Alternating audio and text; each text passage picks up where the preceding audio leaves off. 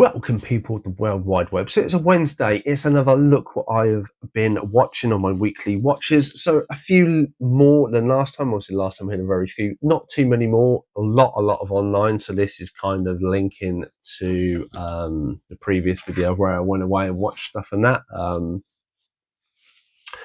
And obviously I have a bit of traveling to do soon as well. Obviously by the time this video is out, I will already be back.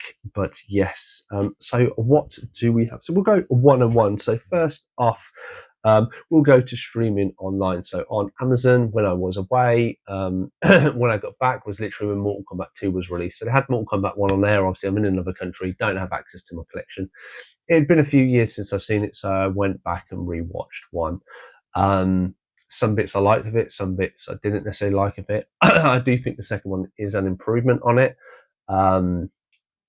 If you've seen 1, you will notice that there are some bits that completely get disregarded for whatever reason. But I did enjoy the movie for a reimagine. I do think, and I think I had the Arrow ones coming in the next few months, is I do prefer the original Mortal Kombat and Mortal Kombat Annihilation. I know people hate Annihilation. I just think the cheesiness of some of it and just how it's done better suits the film. But that's just personal me. So we go into some physical media. So still going through the list of ones that I have to watch that I've never seen. So the first one is The Assassination of Jesse James by the Cowards, Roberts Ford. So this stars Brad Pitt as good old Jesse James and Ben Affleck's brother Casey as Ben Ford. And basically, it's 2.5 hours showing you of Jesse, his gang, how the affiliations he had with, and essentially he ended up getting killed by Robert Ford. And then obviously Robert Ford got killed, but obviously because of who Robert Ford was, kind of a no one, and the way he kind of underhandedness of him, that he's not really regarded or seen in the history book. It was a very interesting film, very well shot. A lot of famous people are in it. Obviously, it's done by Ridley Scott, in memory of his brother Tony Scott. I think this is when around about the time that he obviously passed, unfortunately. But yeah, I did enjoy the movie. It's one of these movies that I did find interesting. But in all fairness, I found it interesting enough that I wouldn't get anything on a second watch. Now I've seen it, know the story, know the characters. There's no, for me rewatching it, there isn't that kind of knowledge base there. It's going over the same thing. Yes, it is an enjoyable film on most parts, but it's something that I wouldn't necessarily go back to in a long time. So it will leave the collection.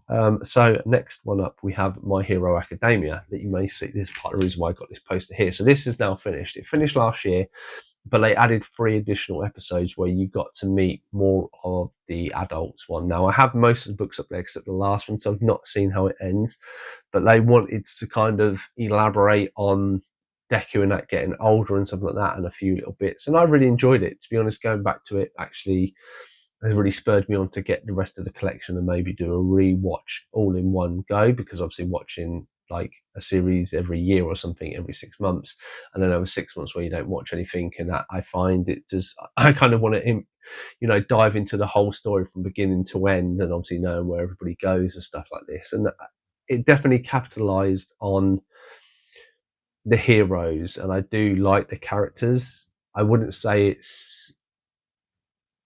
it might reach into the top 10 of the anime series that I've watched, and I mean, it is really good, and I do like Deku and all the other characters, and I think it's very clever how they've done it. But I think, yeah, because it was a bit drawn out near the end and stuff like that, and I don't think it was as impactful and stuff like Attack on Titan and that.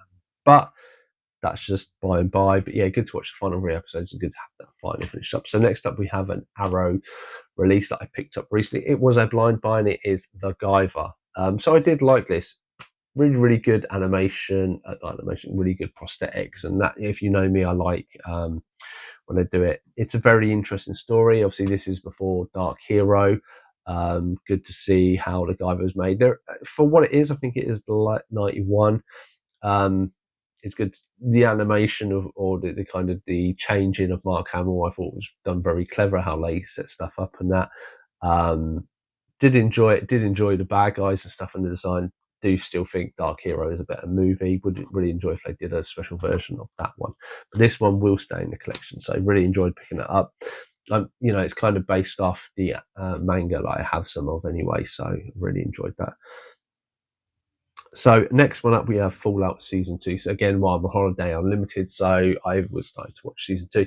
Now, Season 2 had already come out, been out a while, and to be honest, I hadn't heard much buzz of it, so it hadn't really drawn me into going to see it. Then when I started to watch it, it took a few episodes for me to kind of get on it.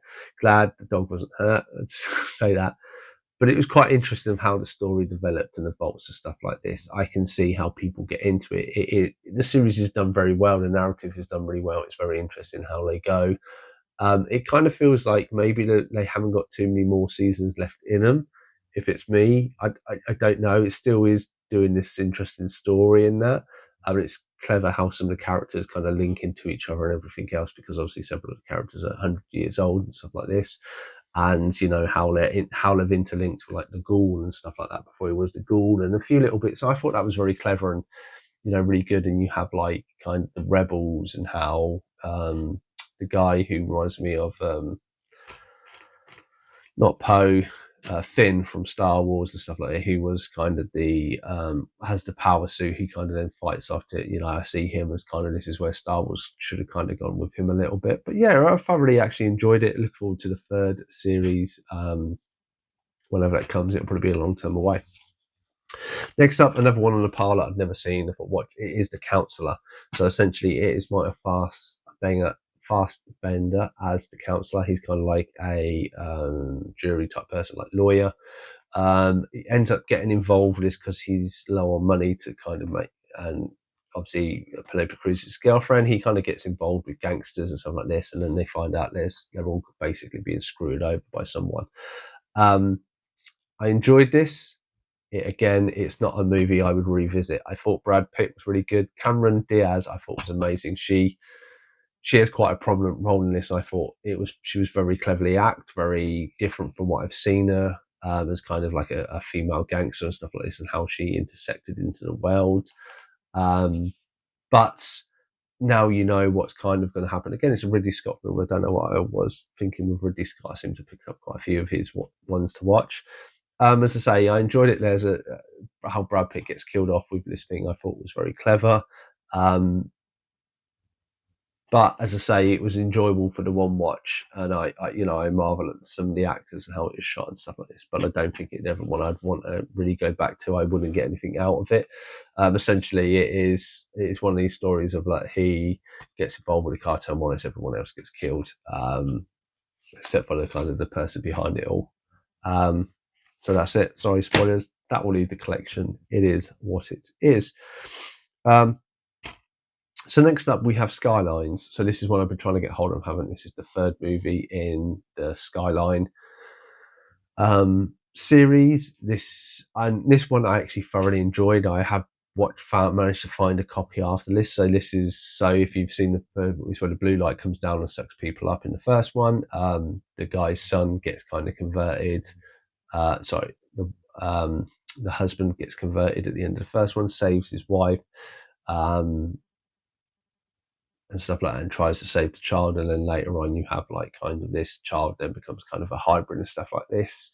And then she can kind of tries to shut them down at the end of 2 and then fails. And then there's a plague in the third one. But I really enjoyed it. I thought it was really well acted. It's very cheesy and very beeline, but fits the fact how the story is progressed, and it's very different. I thought it was done well acted and stuff like this. It's not a most amazing film. If you like kind of 90s sci-fi, this is probably right up your own. But Skylines, really, really enjoyed this movie. I say, looking for a physical copy to add it so I can have the complete collection. I say maybe even I liked it maybe a little bit more than 2, but not as good as 1, but it is what it is. So next up on the physical media side of things, we have the Fifth Estate. So Julian Assange, if that's how you pronounce his name. The WikiLeaks thing. So I always heard this. I don't really follow the news. I don't really, for me, it comes across a lot of negative, and I don't really follow this stuff. I do, when I watch movies and stuff, I do like to then look it up stuff online afterwards, because then it's kind of from a non-biased side of things, if that makes sense. Obviously them getting data and leaking it and stuff like this is a very interesting story. I did enjoy it. I did enjoy watching it. He doesn't sound like the most selfless person out there. Um, but yeah, I enjoyed the watch of it. By the end of it, it's one of those movies again. Would I get anything of rewatching it? No, unless I was really interested in WikiLeaks and wanted to maybe pick it apart more. I understand what happens now and a bit sort of involved. Obviously, this is a film fiction, so probably not all of it is non-fiction. Um, but I can understand it, understand what the characters are like, enjoyed it for what it was. For me, I have no reason to kind of revisit. So we're doing quite well. 3 movies to watch out of my watch pile. I'm getting rid of them, and one, a new one is I'm keeping. Um, Pardon me. So next one up, we have Swapped. So this is the new Netflix movie, animated about you have these kind of little furry rodents, and essentially one of them befriends this bird, shows them where to eat, and then the birds end up over kind of populating their land, and they're basically going to die out. The young son, as he grows up, tries to put things to right with the help of a fish and a bird. And in between trying to do this, he comes across these seeds that basically transform you. And basically, he gets transformed into a bird. The bird gets transformed into what he was. And then there's a few twists and turns. And I thought this was very clever. I didn't see a few twists come in. I thought it was very well acted, very well. It had Tracy Morgan in it. I'm not a big fan of Tracy Morgan, but I thought he suited his role. It's really good. I thought it was a clever kind of natural story. It was animated very, very well. And yeah, and thoroughly enjoyable. It's one of these ones that if it had been at cinema, I definitely would have enjoyed going to watch. Maybe it did and I just missed it. Um, but Swapped it was. So next up was one I bought and I haven't shown on this channel because I picked up my wife saw this. So we're having these few discussions about stuff like champions and that, and kids with Down syndrome and stuff like this. And my wife said, "Have I ever seen this movie that she come across, Where Hope Grows?" Essentially, this is quite so. This lad here, when they were filming it, when they were in the area, he actually is a local kid that they then got to play the part of it. His name is Produce. Absolutely, I love him. So, and it has him there as Produce. So essentially, what it is you have this dad. When he was young, he was a rising baseball star. He was going to do well, and unfortunately, he froze and basically screwed his life up. He's now a raging alcoholic. In between him trying to muddle through his life and his teenage daughter, who's a bit of a rebel, he comes across Produce, who works in the produce section at their local convenience store. Produce is just, happy, wants to do the right thing, stuff like that. And it's during this lad's capability and kind of a little bit of faith and something like that that actually helps the dad to try and turn his life around. Obviously, it's not easy; it's very gritty, but a really, really lovely movie. It has William Zabka in it as well from Cobra Kai and stuff like this. It, it has you on the end of your seat at the ending, and I'm not going to tell you what the ending is, and I'm not going to tell you if it's good or bad.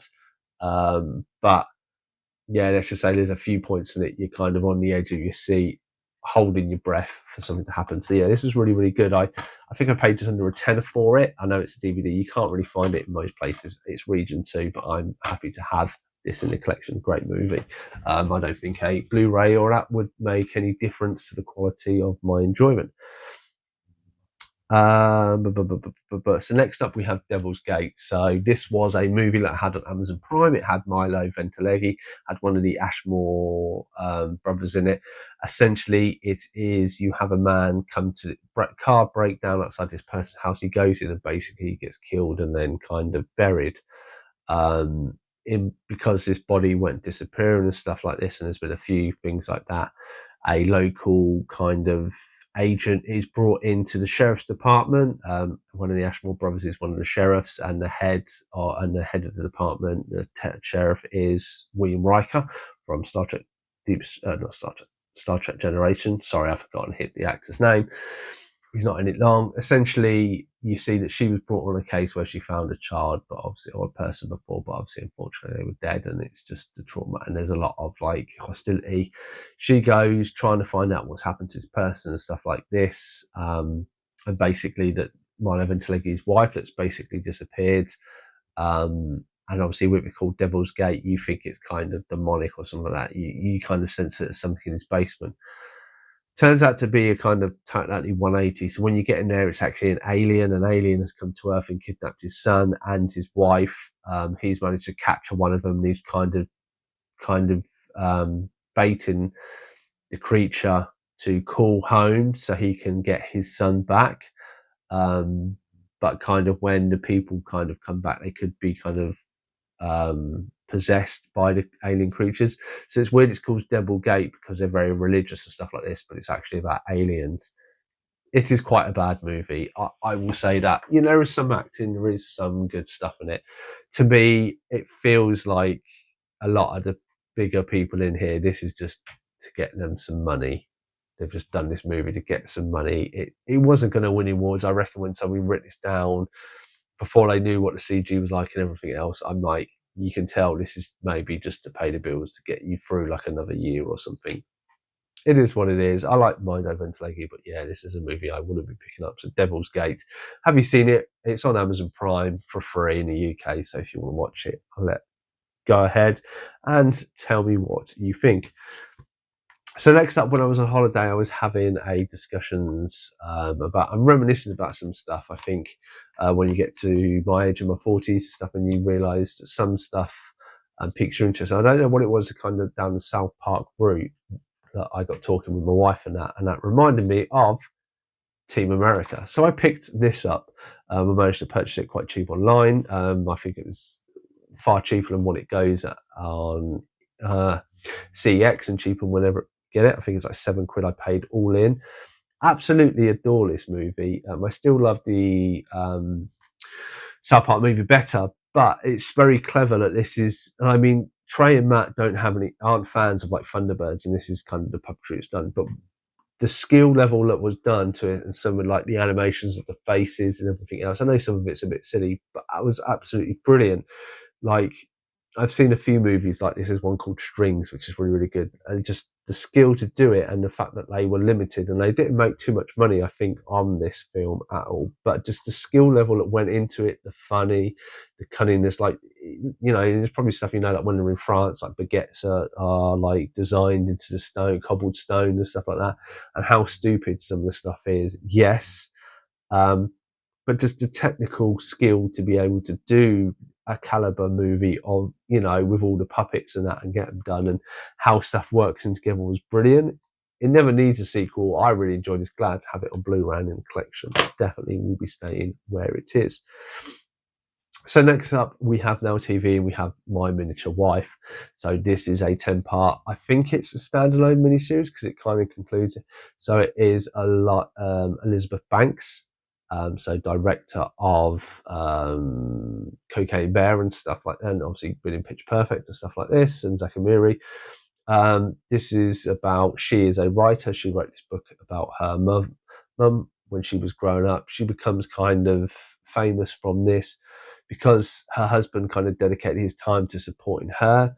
It's now time for her to support him while he becomes a scientist. He is basically trying to create a formula that minimizes stuff and then makes it big.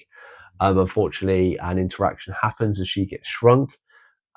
He is with a new business partner. He has 30 days to come up with the solution to make things grow back to life. And it's kind of him trying to struggle, him and his wife having family issues, his wife being shrunk and no one knows about it, him trying to having his 30 days to actually find a solution, otherwise everything gets taken from him. And kind of everything that happens here, it's all right done in places. It kind of, to me, it kind of has a start, middle, and end within these 10 episodes. It was all right. It got a little better by the end of it, but I was kind of like, I'm done with it. The novelty wore off after the first few episodes. It's a new series for 2026 or 2025. It was maybe produced and then released in 2026 on Now TV, HBO Now TV, that is, as they've merged. And it's just, as I say, it was all right. It had a few twists and turns to it, but it just wasn't the greatest writing and production, that, in my eyes. So that is My Miniature Wife. Next up, we go back to this. So it's The Devil Wears Prada. So because the new one's out, I kind of wanted to revisit this one, my wife, because it's a girl film, my wife like that. Actually, really, really enjoyed this. We watched this the other week. And then I know the whole story about John Krasinski. He absolutely adored the Emily Blunt character. He's watched this, I think, loads of times before meeting her. I know he said on like interviews and stuff like this. And I was a bit like, oh, this is all about fashion. I'm not really going to like it. But I actually quite enjoyed the whole story of how it was acted and the actors and actresses. Meryl Streep, Stanley Tucci, Anna Hathaway, and say Emily Blunt, as I said, all worked really, really well doing the story that they've done. I'm interested now to watch 2, but there's so much out at the minute. I don't know if I'll get to watch 2. So yeah, glad to revisit that. It's all, I get in these moods where I want to rewatch stuff, and if I rewatch maybe the second time I've seen this movie and I enjoyed it, is good for me. It keeps it that every time I watch it, probably in my lifetime, I'll enjoy it. Pardon me. So next up, we have one that AJ would have been really happy for me to do. So this has again been on my plan. It's been on Netflix, and it is My Life with Chuck. I knew this was in 3 parts. I had no idea this is about. I know Tom Hiddleston is in it. And yeah, it wasn't what I was expecting. It took a lot of time for me to figure out what was going on. But I did enjoy it. So the movie is set in 3 parts. The first part is currently when the world is kind of coming to an end. They keep referencing Chuck. And you kind of don't know what there is. There's these characters within the world, and stuff keeps happening and everything else, and it's just going down until basically by the end of it, you kind of think that the stars start going out, and basically this is the end of the world. Go to Act 2. We have Chuck as a mid-20s, 30s, maybe adult going along. He sees this musician, starts dancing. Very much the scene that set this up and stuff reminds me very much of La La Land. I'm not a fan of La La Land, so this was kind of, it was impressive, but I'm like, yeah, I'm not right type of music, not type of right dancing. But he is dancing around. He has these kind of headaches, which kind of foreshadows that something's going on. Essentially, you have you realise something's not quite right with him. You realise that as it goes on that he actually has something wrong with his brain, and he's going to die in so many years' time. And then it goes to the third act, which is basically him as a child, and it's him being a little bit weird. How he gets kind of dancing lessons. There's a school prom type thing that he goes to, and there's kind of links to Back to the Future stuff, which I really liked. I really liked the first post-apocalyptic one, which you're not quite sure what it's linked to.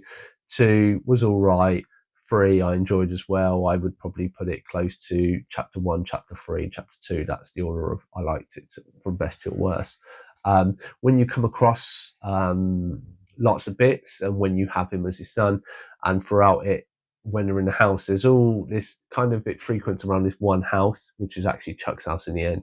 And his dad has a room in the attic, and he's never allowed to go into it. And you never and there's lots of foreshadowing stuff of he goes into it. There's something going on, but you never really know what it is. And then at the very end, you get the revelation. So if you've not seen the movie, I would skip a few minutes forward and ignore this because I'm going to ruin it for you now. But obviously, Life with Chuck, essentially in the room upstairs, is basically shows you the future. And Chuck, as a child, sees him that he's going to die, so he knows roughly an age he wants to die. His dad kind of sees stuff, and he foreshadows when he's going to die and stuff. And it all kind of links together. The first chapter is kind of a analogy of him going through all this stuff, like his world's dying, but it's populated by people from his kind of life.